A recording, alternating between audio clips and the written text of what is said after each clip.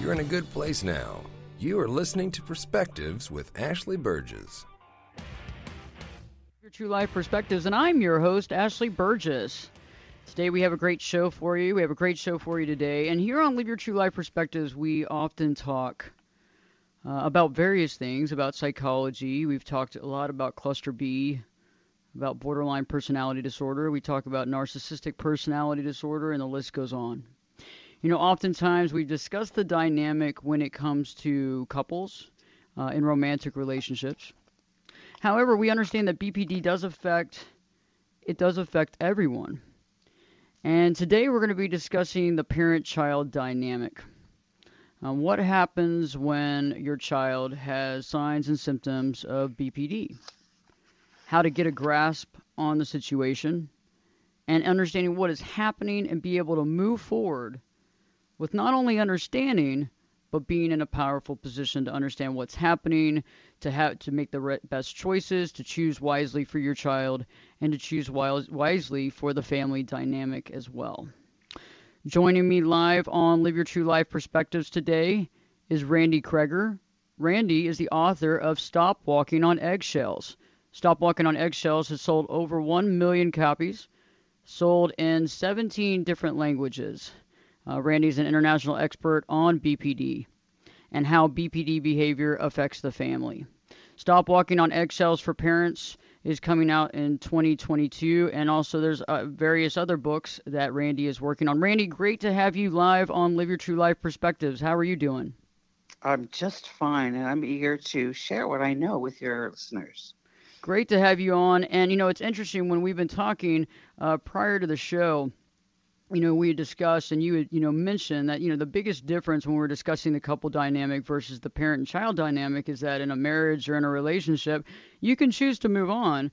But when it comes to your child, obviously you can't. So where do we begin? I think that what are some of the signs that you can begin to talk about where your child may be suffering with BPD signs or symptoms? The first thing I actually want to discuss is the whole subject of can children have BPD, because it's actually a pretty controversial subject. There's only one other book that I know of about this. I'm sorry, two other books that I know of about this. Until recently, the thought was, and a lot of clinicians still believe, that you have to be 18 years or over to be diagnosed with BPD. But what we're finding out now is that the earlier you can treat it, the better outcomes people can have.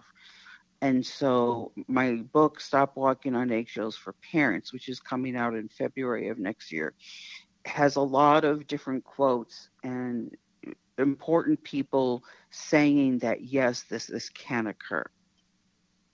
And that's very valuable, because I have read many things where people have argued back and forth on that. And you're right. If we can get to the source and we can deal with it at an earlier age, there's a better chance of really not only helping that child, supporting that child, but giving them the tools to be able to succeed.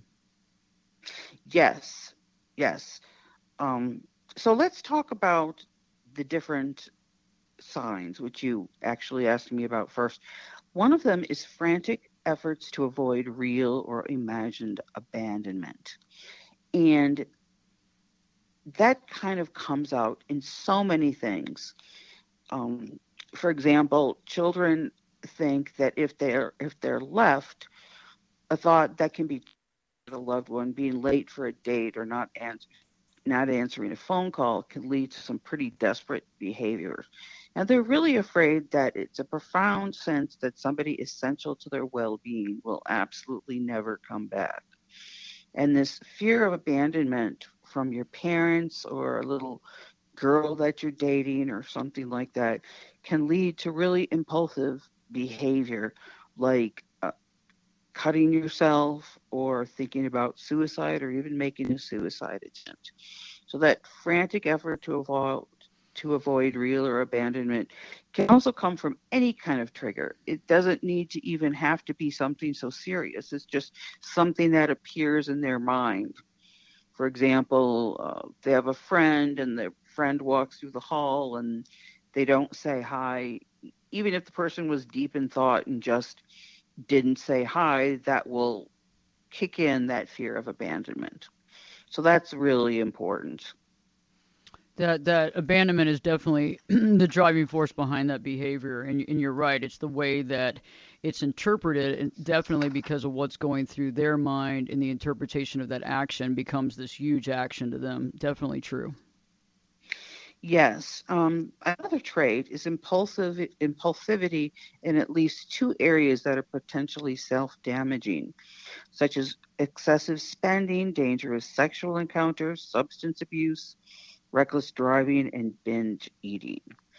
So, what all of these things have in common is their pain management behaviors. When they feel pain, and people with BPD feel a lot of pain, they need to do something quickly to feel better. And for example, one parent found out that her child was having sex with men in back alleys that she didn't know. They might take their psychiatric medicine all at one time. They might hook up with older adults that they just met on the internet or elsewhere, or post pictures of themselves naked on social media. So there's a lot of pain management behaviors. That would be a really important second uh, trait. And the pain management behavior, yes, you're right. It's what they're doing to be able to deal with the pain, deal with that suffering, trying to get away from that, I guess, and try to neutralize that. What's another symptom and sign that we're dealing with children with BPD? Well, I just wanted to mention that these signs are also in adults. Um, but another one would be inappropriate, intense anger or difficulty controlling anger, such as frequent displays of temper, constant anger, and recurrent physical fights. This is one of the things that parents and others really have a hard time dealing with, because borderline anger is a whole different animal than regular anger. It's the kind of anger that can leave you frozen because you can't believe that it's happening, or it can make you feel unsafe. Um, and this is something that parents really don't know how to handle, as well as adults. Um, so that would be a really important one. And definitely, I feel you're right. Definitely these signs and symptoms are definitely across the board. With adults as well at any age. Um, when you're looking at that core, the driving force. Most of the time we look back at that core fear of abandonment, right, Randy? Yes, and there's another core fear too. Um, the well, it's not a fear exactly, but it's the way they feel about themselves. Somebody with BPD has extremely low self-esteem, and they feel worthless and like they shouldn't be taking place in the world. And that leaves them really vulnerable to any kind of criticism. Um, and it's hard when you're a parent to keep in mind that these things are coming from a place of extreme vulnerability and low self-esteem, because somebody yelling at you is one thing and you feel like you need to defend yourself, but you have to remember that the person with BPD is having what you would call a really bad day. They have all the time. And another trait is moodiness, extreme moodiness. Now that's something that teenagers have all the time, but their moods go really fast from up to down. They may have depression, and the moods usually come from something that's happening in their life. And everything is a disaster. Everything bad that happens is a disaster. A bad grade is a disaster. Uh, losing a friend is a disaster. And they have absolutely no perspective to look at this and say, well, maybe the pain of this will be over. Their mood can go up and down. It also goes up when good things happen, but then it can plummet down 5 minutes later. The extremes are going back and forth, and And it's interesting because I think that a lot of folks don't realize that, and then definitely the argumentation or the yelling or being upset, but also understanding that they're going from one extreme to another, and it's very emotionally tough on these kids. Yes, it really is. And it's emotionally tough on the parents. One of the things that I learned when I wrote Stop Walking on Eggshells for Parents is that an abusive relationship is an abusive relationship. And you hate to think of your kid as, being abusive, but they really can be. And parents have a very difficult time because, unlike a partner relationship, as you said earlier, you can't leave your child. And some parents manage to deal with these things. Other parents, just depending upon their own background, when the kid yells at them, "You're the worst mother or father ever," it goes right into their own feelings of low self-worth. And when I was researching the book, two different parents were suicidal, and one wanted to kill her daughter as well as herself. So most parents can cope, but the feeling of grief, loss, trauma, and stress on these parents really can't be overestimated. They're definitely suffering themselves, and it's hard because I bet, especially from a parental standpoint, you get overwhelmed. You don't know if you can take care of it. Probably some frustration. Maybe going to several doctors and not getting the support necessary, and not having the answers that they need. Yep. The really big problem with kids is that because there's this false belief that you can't treat them until 18, when you go to a therapist and you say, "Hey, my kid is showing all these signs," the therapist might say to you, "Well, we can't diagnose BPD, so let's diagnose bipolar instead." Bipolar is a little bit similar in that they both have moods, but the moods of people with BPD go up and down very, very quickly, where the moods of people with bipolar go, months or even years, but they're very different. And a lot of times, like I said, therapists would rather diagnose a child as bipolar. But the differences, other than the cycles of mood, are that people with BPD are reactive in all emotions: anger, love, whatever. All emotions go up and down. Whereas with bipolar, it's basically either massive depression or mania. So that's another difference. And I only mention this because so many kids are diagnosed with bipolar instead of BPD, and they take the wrong medication. So true. So true. Randy, when we return, we'll be talking more with Randi Kreger here, talking about more of the signs and symptoms, some treatment options, as well as creating some boundaries and some limitations to help out the dynamic and to become more successful in the family dynamic. So stay tuned. Don't turn the channel. We got a lot more. So Live Your True Life Perspectives with your host, me, Ashley Burgess, will be back in. I'll be back this time in 2 shakes.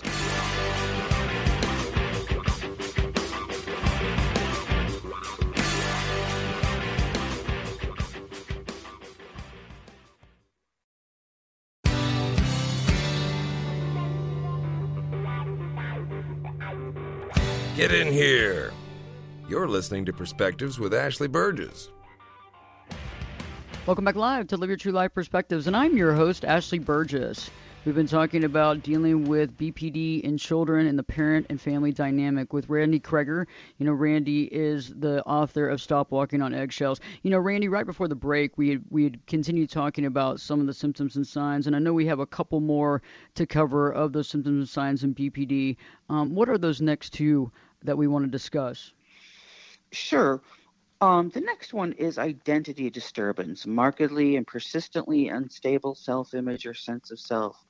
Like all of the traits of BPD, these are common in teenagers in general. So if you're thinking, well, that's every teenager, it's much more intense. It's the difference between uh, a kitchen in your home and a kitchen in an institution where they feed hundreds of people or 1,000. So it's so much more intense for a kid. And with the identity disturbance, what their values, morals, and identity seem fluid and changing. And often their sense of self is determined by their identification with a group of friends at that moment. So they hang out with the goths and they're goths. They hang out with the nerds and they're nerds. Whatever, they're different people in different situations, and that's an important one. So that's one. And then the second one is suicidal feelings, ideation, attempts, which are so scary to parents, and cutting or damaging the body in ways, which is also really scary to parents. And those kinds of behaviors often end up bringing the kid into the hospital so they can be safe. Being safe is really a big thing. Being safe from rage, the kids being safe from themselves. So those are the two last ones. And those are very important to look at. I know that we only have a few minutes left in this segment, but you started kind of talking about options, and when you talk about putting them in the hospital, putting them in a situation like that, is that kind of the last resort, because we don't want to keep them there for very long, right? Is that just to try to stabilize? Correct. You're trying to stabilize them. And of course, in hospitals today, you have to be a danger to yourself or others, pretty much for any insurance to kick in. But kids go to the hospital often a couple times. The other option is they go to residential treatment centers, which are places that are very strict and you can only go out during certain times. And it's kind of to hold somebody who's being so destructive to the family that you simply can't deal with them. The effects on the family are really important. Everybody in the household, their lives spin around the person with BPD. It's kind of like alcoholism is a family disease and borderline personality disorder is a family disease. So siblings are really, really affected more than we can say, as well as parents. That's so true, and you're right, and I like how you said that, Randy. It's a family disease. So when we return, we're going to be talking more about this situation. We're going to be talking more about the parent-child dynamic. We'll also be talking more about treatment options. What's out there? Is it DBT? Is it CBT? What are the options that work to help these kiddos out, as well as Randy's going to be talking more about the structure, how to really create the consistency, because we have to have consistency, we have to have strength, we have to create boundaries, and we have to adhere to these things. Also, don't forget later on in the hour at the end, I'll be asking Randy her 2 nuggets of wisdom and some information on a Zoom group and an online support that Randy offers. So stay tuned. Live Your True Life Perspectives with your host, me, Ashley Burgess, will be back in. I'll be back this time in 2 shades.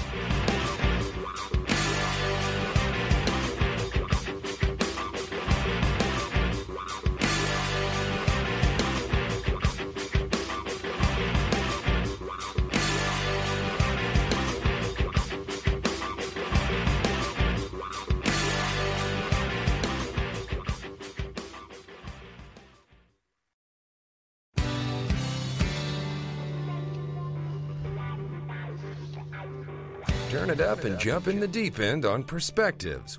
Now, here's Ashley. Welcome back live to Live Your True Life Perspectives, and I'm your host, Ashley Burgess. We've been talking today about the impact of the parent-child dynamic when you're dealing with a child that has signs and symptoms of borderline personality disorder. Joining me here live is Randi Kreger. Randi is the author of Stop Walking on Eggshells. She has another book coming out in the the very beginning of 2022, next year. And Randy and I were just been talking about the signs and symptoms and then some of the treatment options. And so, Randy, when we were talking, we began talking about the extreme situation when someone is needing to have some safety, when there's some suicidal ideation, some things like that are happening when they might be, when they could hurt themselves. There's possible residential treatment centers, a hospital. But what are some of the other treatment options that might be able to be helpful when helping these kids to understand why they do what they do, understand their thought process, etc.?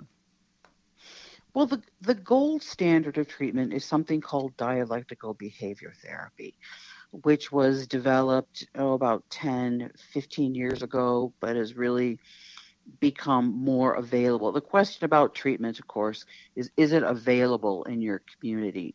If you go to, say, your local therapist and they don't know how to treat BPD, and they certainly don't know how to treat BPD children, it may do more harm than good.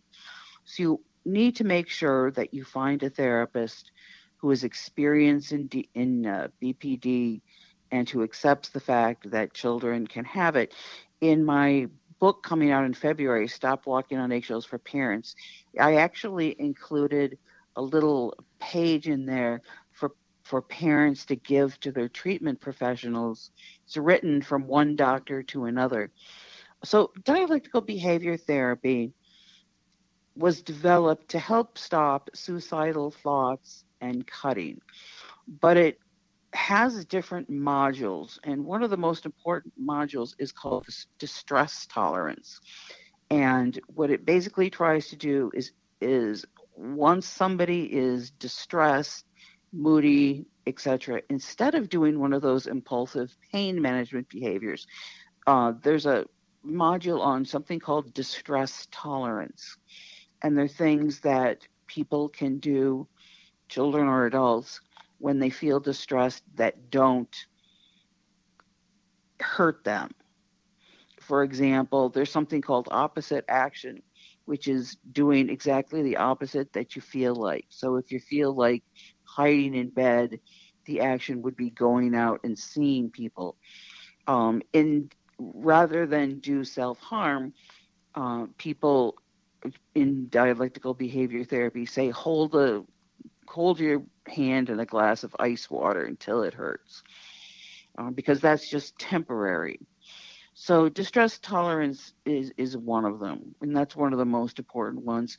There's also medications, and the medications don't treat BPD itself, but it treats the symptoms.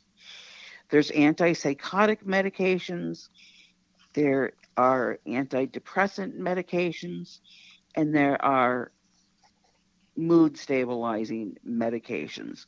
So what you need here is a psychiatrist that really understands BPD, even though that's going to be hard to find. And you have to be really careful using medications in children, because usually it hasn't been tested for children. And the medications are used off-label a lot of time, if you know what that is. Mm-hmm. Yeah, and it hasn't been tested for them. And keeping an eye on a child is very important when there's medication involved. Being able to see any changes, personality changes, different other changes that might be very important.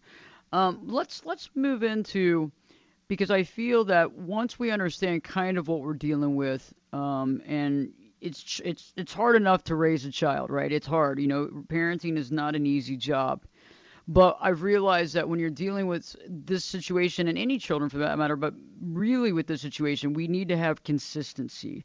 We need to create limitations. We need to create boundaries. So how do we begin to do that, Randy, when we're trying to, lower the outbursts, when we're trying to be able to communicate that sort of thing with the children?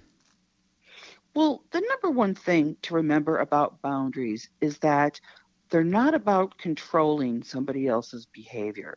That may be counterintuitive, but we can't control other people. What we can control is ourselves.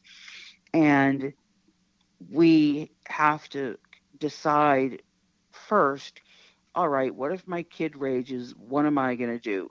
What am I going to do if this happens? What am I going to do if that happens? And then you basically sit down and have a talk with the child, because most likely you haven't had boundaries. So you need to tell them, things are changing. And you think about what it is that you give your kid that you can take away. And often, for example, that's a cell phone, or any kind of time on social media. So you come up with a boundary and you explain it to the child, and you say, if this happens, if you rage, or if you yell, I'm going to leave the room. If you threaten suicide, I'm going to call the paramedics. Because a lot of times people will threaten suicide when they're trying to get what they want, and they know that if they do that, the parent will give in. So you have to follow through consistently every single time. So when you're thinking about, okay, if the kid doesn't do this, what am I going to do? You have to be willing to go through and do those things. Otherwise, boundaries do more harm than good. And the big other thing to remember about boundaries is when your kid adheres to them, you need to reward them by saying something, by body language, even different things. If your boundary is an hour of homework every night, when they do it, you can take them out to Dave and Buster's or whatever it is that you like. But structure and boundaries you have to remember that once you set them, the kid is going to do what's called counter moves. And that is, are you really serious or are you not? And they will up the ante. If you set a boundary about rage, then they'll rage even more. And the whole key to setting boundaries, in addition, besides rewarding and when they do that right, is going through that period of counter moves on blind faith that it will work once you keep sticking to it, and you provide that consistency and structure for kids that they really so desperately need. It's interesting, Randy, because when I'm working with folks, in the romantic relationship department, as far as in marriage and relationships, that's one of the biggest things is consistency. And, most of the time in these relationships, we don't have any boundaries. We don't have any limitations. We haven't been consistent. And you hear folks say, wow, it's painful, that they rage or they did this or that. And it's like, you're going to have to jump the hump. There's going to be a time where you're going to want to quit this. You're going to want to quit this structure. You're going to want to quit these boundaries. But the longer you do it, the more consistency you have, the better it is. Because across the board, what I've seen is that, folks that have these signs and symptoms, one of the things that they need is consistency. To me, I think consistency creates a security type feeling, but it's also they realize that, hey, if I do this, this is what's going to happen. And I think that's very powerful. Even if you feel like, oh gosh, I can't keep doing it, it's like you really at that point in time definitely have to stick with those boundaries. Well, the thing about parents that makes it really hard for them to stick to it is they just don't want to enrage the kid, or in other words, don't poke the bear. There is a punishment for setting boundaries, and that is the kid acting out. And it's not easy. A lot of parents go for the easier thing, which is to give them what they want. So it's a little, you really have to convince parents that it's an absolutely important thing to do. Because if you give in to the child, they're going to learn. And the child wants parents to do things for them and to be really involved in helping them, because it makes them feel like they're still loved. So when you try to push your child to be a little bit more independent, they see that as, you don't love me anymore. And so the other thing that parents do is they'll just do things for the kid that they should be old enough to do for themselves. They're going to have a hard time to do things for themselves because they're so involved with their feelings when other teens are learning to get jobs and drive cars and do all that stuff. So the parent, and I explained this really well in Stop Walking on Eggshells for Parents coming out in February. You really have to try hard to get your kid to be independent, because if you don't, once they graduate from high school, they're not going to want to move out. And there are some kids who stay at home until they're in their 30s. Mm-hmm. And it's real easy for parents to be codependent and allow that to happen, but you really can't let it happen. That is so true. It's like if you don't allow them the independence to do things, and I've worked with folks that, we do this and we do that for them, and it's like, well, at some point in time, if we don't allow them to be independent in nature to some degree, they're never going to learn this, even though they might be upset initially. It's about helping them get the tools to be able to become an adult. And you're right, there are kids that live at home in 30s, even 40s. Yes. Mm-hmm. And it's critical. Yes. I just want to talk about something else that's really critical. How many minutes do we have left? Oh, yeah, we're good. We have about 4 minutes left in the segment.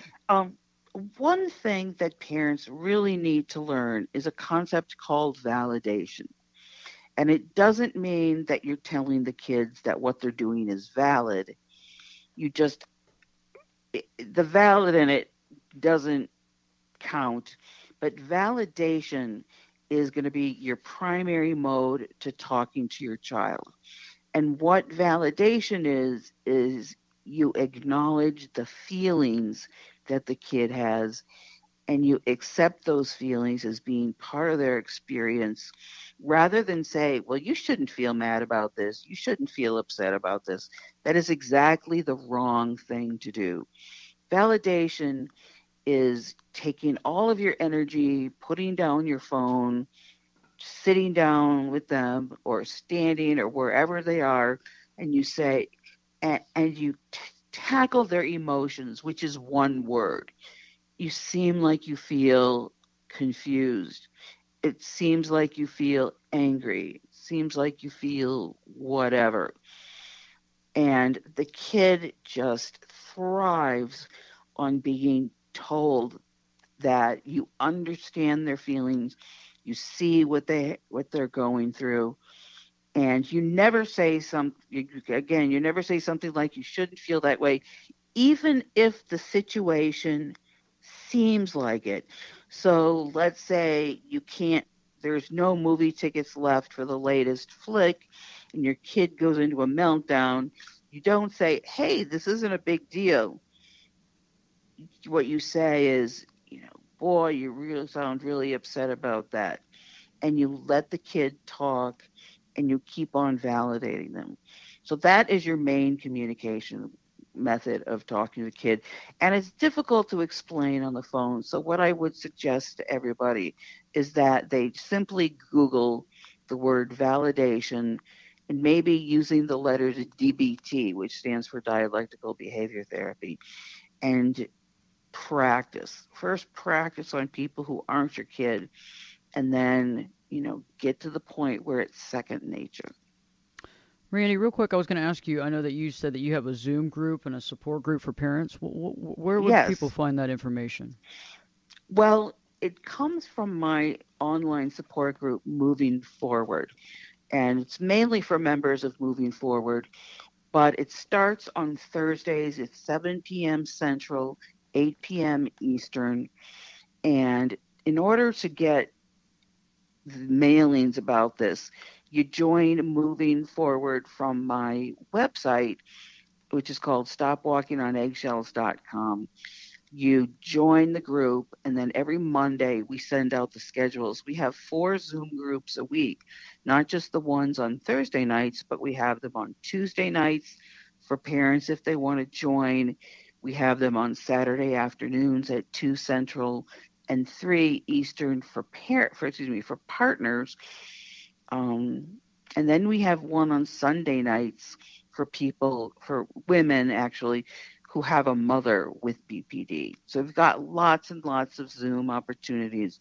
People, like the last group, there were like 14 people there. And you're listened to and heard, and you'll hear that other people have the exact same story. That's awesome. We'll be back, so stay tuned. Randy will be back with a couple of nuggets of wisdom, and I'll be closing out the show with some sort of nugget of wisdom that I'll provide as well. So stay tuned, because we got more up. We still have more to come, so don't change the channel. Don't change the dial. Live your true life perspectives with your host, me, Ashley Burgess, will be back in. We'll be back this time in 2 shakes.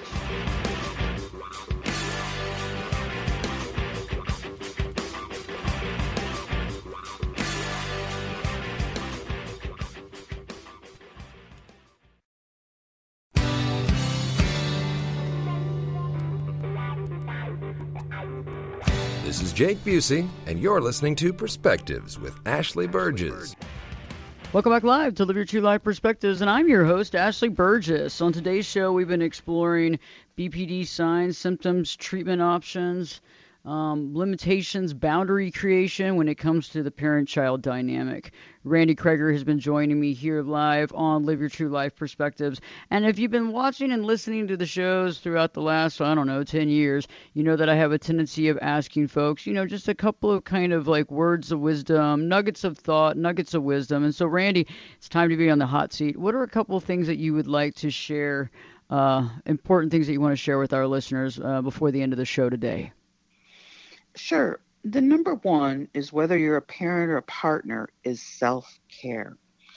People can run themselves ragged, about the borderline person, but they need to relax, and they need to deal with 3 particular emotions: trauma, because there's a lot of trauma that you feel; stress, which is self-explanatory; and grief. There's a lot of grief that your child won't ever do the things that other kids do, or they won't be quote unquote normal. And mindfulness meditation is really great, spending time with other people, because parents tend to self-isolate. So that self-care is extremely important. And the next thing I would really talk about are siblings. Siblings of the borderline kid get overlooked, and the siblings get all the abuse without any perspective of how to deal with it. And they're ignored by the parents a lot because the other kid gets so much attention. So you have to be very cognizant of the abuse that the sibling is under. You have to carve out time to spend with the sibling. A lot of time, the siblings, like a birthday party or events that focus on them, are ruined by the person with BPD. And I can't tell you how many adults come to me still terrified of their borderline siblings. And the third thing I'd say is something called radical acceptance, which is best Googled because I can't explain the whole thing. But instead of thinking about changing your child, you need to accept that they are the way that they are and go from there. Powerful stuff, powerful. Randi, where can we find you on the web? Sure. StopWalkingOnEggShells.com. I just redid my website, and unlike a lot of websites that don't have very much information, I've got scads and scads of information for parents, partners, adult children, siblings. You can read about siblings there. And of course, we've gone through all this stuff so fast. I would really encourage people to go to StopWalkingOnEggShells.com. I also want to mention I have another book called The Essential Family Guide to Borderline Personality Disorder. I would really recommend that book, even over Stop Walking on Eggshells, The Essential Family Guide to Borderline Personality Disorder. Randi, it's been great having you on. I look forward to our live show next Thursday. Thank you so much for coming live on the radio today. You're welcome. Great, amazing. Randi's awesome. So for everybody that's listening, thank you so much for tuning in. I think that this is very powerful information, and many of you are going through this right now, you're dealing with it in a family dynamic, and having answers and understanding is powerful. That's where we get that knowledge. That's where we get the wisdom. And that's when we come out of that area of not knowing, not understanding, and actually having that aha moment and begin to realize, okay, what is the pathway that I'm going to take to create lasting change? What is the pathway that I'm going to create to make the life better for the folks in the family, for myself, and for the rest of the dynamic? And this is powerful. So I hope that everybody's enjoyed the show. Please share it with your family and friends. Also, don't forget, every week we put up new video content on YouTube. And also you can go to the website ashleyburgess.com.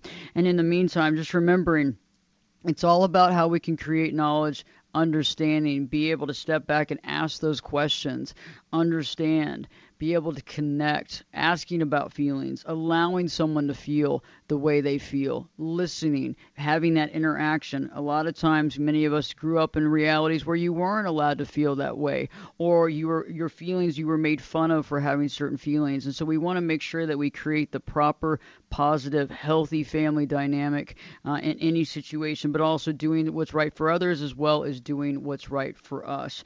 Next, on live on YouTube on Thursday of this coming week. Next Thursday, we'll be live on YouTube and social media discussing BPD and the couples dynamic in that situation. So stay tuned. That'll be fun, and Randi will be there as well. Stay tuned. Live your true life perspectives with me, your host, Ashley Burgess, will be back in. I'll be back this time in 3 shakes.